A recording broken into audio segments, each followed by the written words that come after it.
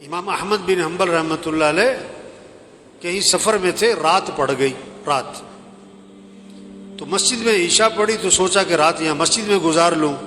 مسجد والوں نے کہا بھی ہم نے مسجد بند کرنی ہے، سب باہر نکل جائیں۔ انہوں نے کہا بھی میں مسافر آدمی ہوں، رات گزارنی ہے۔ اپنا تعارف نہیں کروایا میں کون ہوں۔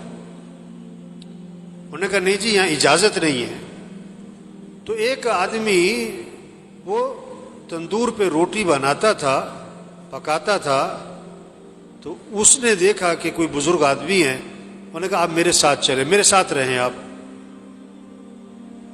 وہ ساتھ لے گیا۔ اب اس کا چونکہ تندور کا کام آٹا گوندھ رہا ہے، استغفر اللہ استغفر اللہ استغفر اللہ، روٹی پکا رہا ہے، استغفر اللہ استغفر اللہ، اٹھ رہا ہے، بیٹھ رہا ہے، استغفر اللہ استغفار کی کثرت کر رہا ہے۔ اب امام صاحب بڑے حیران ہوئے کہ یہ بڑا عجیب آدمی، بہت استغفار کر رہا ہے، اس کی زبان پہ استغفار ہی استغفار۔ اس سے پوچھا بھائی یہ تم نے استغفار بہت کیا، کیا اس کے کیا فائدے دیکھے؟ انہوں نے کہا جی میرے بڑے مسائل تھے، جب سے میں نے استغفار کی کثرت شروع کی ہے اللہ نے میرے مسئلے حل کر دیے، اور میں جو مسئلہ آتا ہے اللہ سے مانگتا ہوں اللہ میرا مسئلہ حل کر دیتا ہے، میری دعائیں قبول ہوتی ہیں۔ استغفار کی میں نے یہ فائدہ دیکھا، میری دعائیں بڑی قبول ہوتی، میری ساری دعائیں قبول ہوئی، ایک دعا ابھی تک قبول نہیں ہوئی، باقی ساری قبول ہو گئی۔ وہ کون سی نہیں ہوئی بھائی؟ کہ میں نے نام سنا ہے کوئی امام احمد بن حنبل، بڑے اللہ والے، کوئی بزرگ آدمی ہیں، میں نے اللہ سے دعا مانگی کہ اللہ میری کبھی ان سے زیارت ملاقات تو کروا دے، میں ان کی زیارت کرنا چاہتا ہوں، یہ میں نے دعا مانگی، یہ ابھی تک قبول نہیں ہوئی، باقی ساری قبول ہو گئی ہیں۔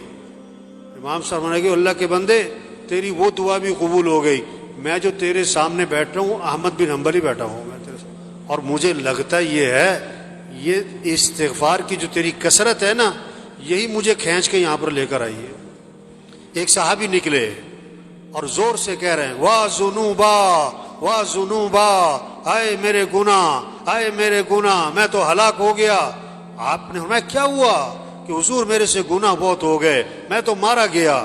آپ نے فرمایا کہو اللہم ان مغفرتک اوسع من ذنوبی ورحمتک ارجا عندی من عملی، اے اللہ بے شک میرے گناہ بہت زیادہ ہیں لیکن تیری جو مغفرت ہے نا وہ میرے گناہوں سے بھی زیادہ وسیع ہے، اور مجھے اپنے عمل کا کوئی آسرا نہیں، مجھے تو تیری رحمت ہی کا آسرا ہے۔ فرمایا پھر کہو اللہم ان مغفرتک اوسع من ذنوبی ورحمتک ارجا عندی من عملی، میں پھر کہو اللہم ان مغفرتک اوسع من ذنوبی ورحمتک ارجا عندی من عملی۔ 3 دفعہ ان سے یہ دعا پڑھوائی اور میں جاؤ اللہ نے تمہارے سارے گناہ معاف کر دیے۔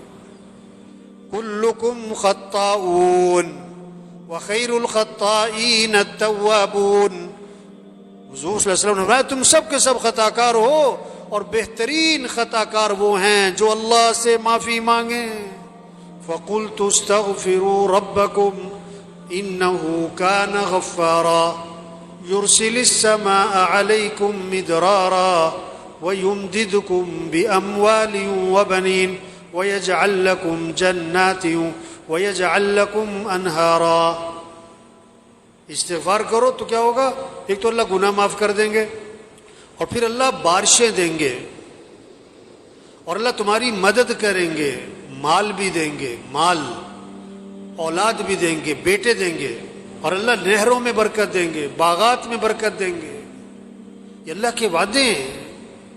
ہمارے مسئلوں کا حل حکومتوں کا بدلنا نہیں ہے، ہمارے مسئلوں کا حل مال کی کثرت نہیں ہے، ہمارے مسئلوں کا حل اسباب کی کثرت نہیں ہے، ہمارے مسئلوں کا حل استغفار ہے، اللہ سے معافی مانگنا ہے، اللہ کے سامنے گڑ گڑانا ہے، اللہ کے سامنے رونا ہے، اللہ کے سامنے تضرع زاری کرنا ہے۔